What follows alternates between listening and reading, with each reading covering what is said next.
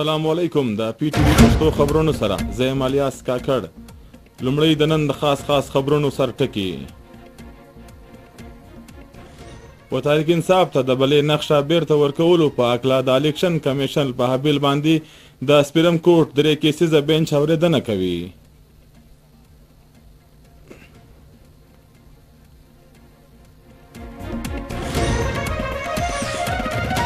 په الیکشن ټریبونلز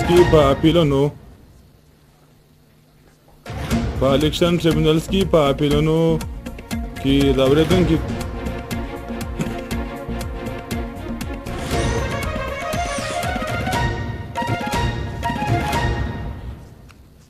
په الیکشن ټریبونل کې په اپیلونو اورېدنه برخه مکمله کېدو وروسته خواهش لرونکو امیدوارانو نن خپل ټاکنې کاغذانو بیرته اخیستلی سو.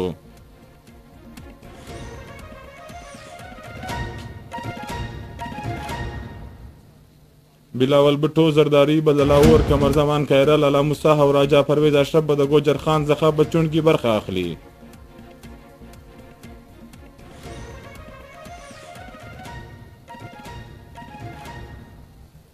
او اوس د خبرونو تفصیل. و تحریک انصاف ته د بلې نقشه بیرته ورکولو په هکله د پېښور های کورټ د فیصلې په ضد د الیکشن کمیشن په اپیل باندې د چیف جسټس قاضي فایزي صاحب په سرمشرۍ کې د سپریم کورټ 3 کیسیزه بینچ اورېدنه کوي. صدر ډاکټر عارف الوی د سپریم کورټ د جج جسټس اجاز الحسن استعفا منظوره کړه. صدر مملکت د جسټس اجاز الحسن استعفا د وزیر اعظم په سپارښت باندې منظوره کړه. د هام چون 2024 په تیاریانو کې چسبندګي روانه ده. په الیکشن ټریبونلز کې په اپیلونو د اورېدنې برخه مکمله کېدو وروسته خواهش لرونکو امیدوارانو نن خپل د ټاکنې کاغذونه بیرته اخیستلی سو. د امیدوارانو د چون نقشې به د سبا څخه ورکول کیږي. د هام چون څخه 15 ورځې له مخه به د پولینګ سټیشنو فهرست ځوړندل کړل سي. پاکستان پیپلز پارټي د منځني پنجاب دپاره د امیدوارانو اعلان وکړي. بلاول بټو زرداری به له لاهور کمرزمان کایرا لالا موسی او راجا پرویز اشرف به د ګوجر خان څخه په چونډ کې برخه اخلي. د نگران حکومت او عسکري مشرتابه په اسو پاکستانی معیشت د شوالي خواته روان دی.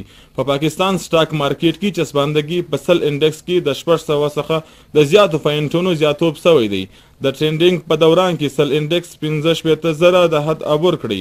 د ډالر په قدر کې کمبود راغلی دی. په انټر بانک کې ډالر 2 پیسې ارزانه شوی دی. په انټر بانک کې ډالر په 280 کالدار یا 23 پیسې باندې ټریډ کوي. د خزانه نگران وزیر ډاکټر شمشاد اختر د NCGCL په دستوره کې د SMS د پاره د پاکستان لومړی ځانګړي کریډټ ګارانټي کمپنی پیژندګلوي په ورکولو وویل چې د کوچني او منځني درجې کاروبار مجموعي شخصي کریډټ 15.2% دي.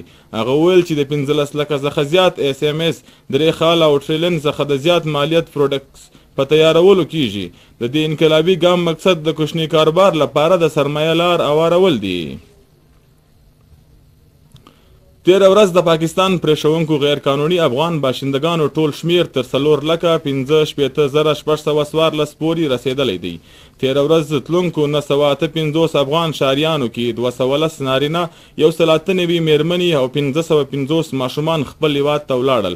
افغانستان ته روان کېدو دپاره په 50 ګاډیانو کې 15 کورنۍ خپل هیواد ته بیرته تګ په عمل کې راوستل سوې ده.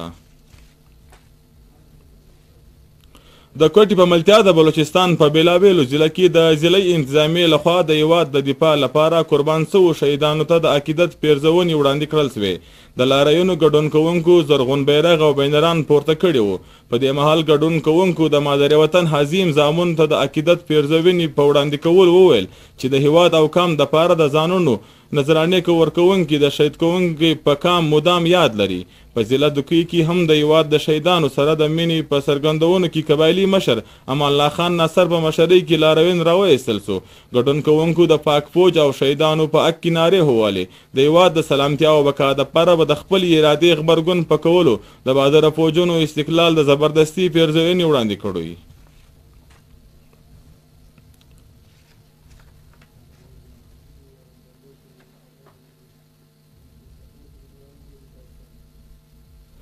د نېشنل پارټۍ سرمشر او د بلوچستان پخوانی وزیر اعلی ډاکټر عبدالمالک بلوچ ویلي دي چې نېشنل ګوند په بلوچستان کې د چون 2024 د پاره د یو جامع منشور لاندې په چون کې برخه اخلي.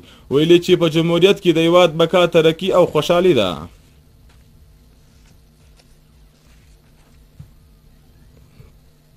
د سویس صدرن ګیس کمپنی کوټي د اعلامیې مطابق د ضروري رغونی په لړ کې سبا سهار د 10 بجو څخه د مازدیګر تر 5 بجو پورې په پښین یارو زیارت کې د جنوري په 14 نیټه د اتوار په ورځ به د سهار 10 بجو څخه د مازدیګر تر 5 بجو پورې په کانک مستونګ کټکوچا منګوچر سپیژن کولپور مچ ډاډر سیوی حاجی پیلبټ باغ او د جنوري په 15 نیټه د دوشنبه په ورځ د سهار 10 بجو څخه د مازدیګر تر 5 بجو پورې به ډیر مراد جمالي او استمامت ډیرالایار او سرما سیمو کې به د ګیس ورکړه معطله وي و صارفینو ته ویل سوي دي چې په دغه وختونو کې د متبادل انتظام وکړي. رجب میاشت ښکاره سوې ده. سبا به د 14 جنوري د هفتې په ورځ به د رجب د میاشتې لومړۍ نیټه وي. د روحیت هلال کمیټې چیرمین سید عبدالخبیر آزاد په اعلان باندې د مذهبي چارو محکمې نوټیفیکیشن جاری کړی دی.